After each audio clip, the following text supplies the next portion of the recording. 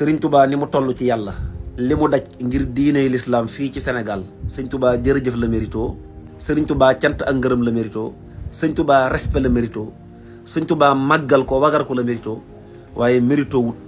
ay baat yi ñàkk teggin di bàyyi ko ci ku ñàkk teggin te juunu di jëm ci jëmmi sëñ Touba ju tedd ci. asalaamaaleykum wa rahmatullah. ñi ngi wax ni procureur de la république bu Ndar bu Saint-Louis dafa demandé ngir ñu arrêté jëmm ji nga xam ne mooy Masseck Sarr. bëgguma woon a tudd turam sax waaye ci biiru live dafa wax ba dendale sëñ Touba ay wax yu ñàkk teggin yoo xam ne mënumaa jaar ca nam ko waxee. mbokk yi lu ëpp tuuru procureur de la république bu fekkee dafa demandé loolee damay wax ni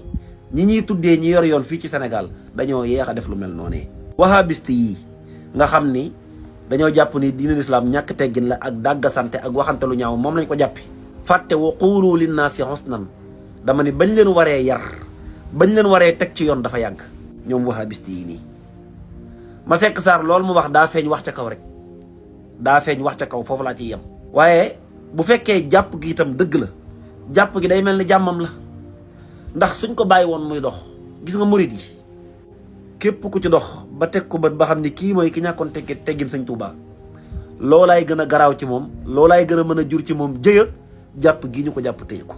sëñ Touba mérito wut ay ñàkk teggin